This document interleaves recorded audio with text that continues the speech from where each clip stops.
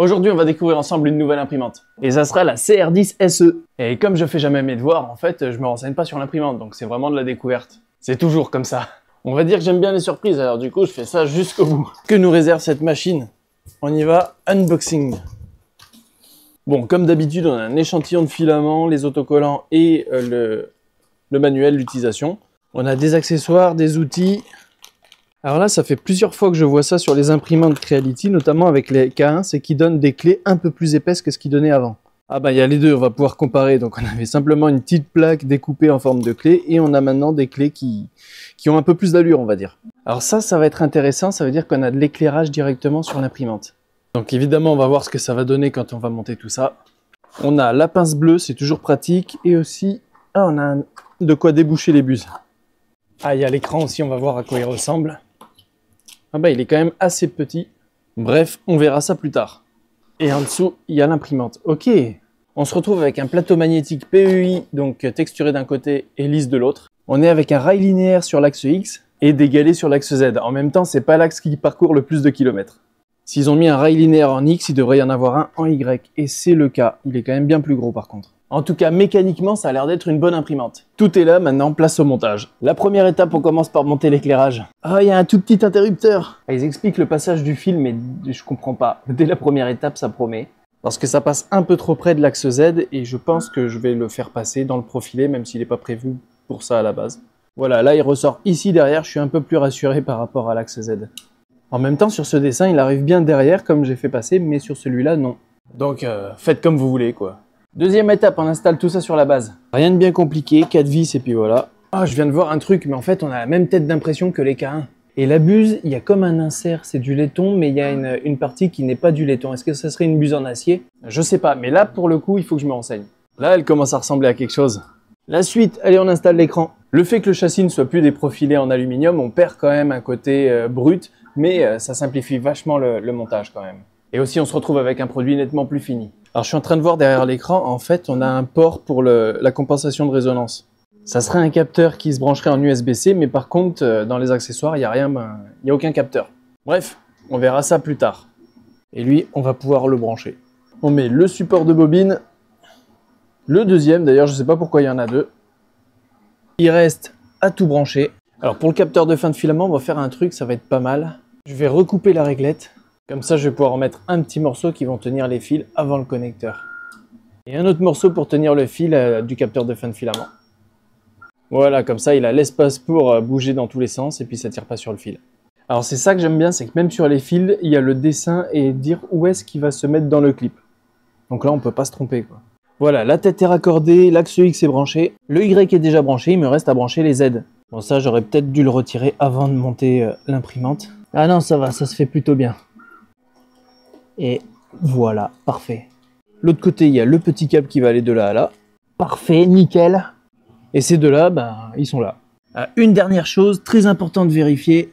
Vérifier qu'on soit sur la bonne tension. Et moi, il est pas bon, il est sur 230. Voilà. Petit moment à moitié satisfaisant. On va pouvoir ranger les outils dans le petit tiroir. Ouais, petit, il est quand même assez grand. Bon, ben, il est bien prévu, on peut tout mettre. Voilà. Ah oui, et ça c'est vraiment cool de l'avoir spécifié, il faut régler les excentriques. Parce que pour le coup, ils sont vraiment pas réglés. Sur le galet qui est tout seul, il y a un petit écrou ici. Et en le tournant, on va lui appliquer de la force contre le profilé. Voilà, et on doit arriver à pouvoir le faire tourner à la main, mais qui est quand même une résistance. Là, il est bon. Reste plus qu'à faire la même chose de l'autre côté. Là, ici, il est trop serré, j'arrive même pas à le tourner à la main. Donc, il faut le desserrer un peu. Voilà. Parfait. Avant de la brancher et de faire une première impression, on va d'abord analyser l'imprimante. Et ça veut dire qu'on va tout démonter. Donc on se retrouve avec l'extrudeur Sprite, la tête d'impression de la K1 et un Sear Touch. Et sur le circuit ici, il y a un port de libre et il y a marqué caméra, donc c'est plutôt cool, on va pouvoir ajouter une caméra. Ça laisse fortement supposer que c'est sous clipper tout ça. Au niveau de la ventilation de buse, on a un ventilateur qui a quand même de l'allure et on a un fan duct mais qui n'est pas imprimé en 3D cette fois-ci. C'est prometteur tout ça. On a un plateau monté en rigide, donc plus besoin de régler manuellement le plateau. Au niveau de la carte mère, hop. On a une carte mère d'imprimante basique, on va dire, il manque un truc, il manque le mini ordinateur de Clipper.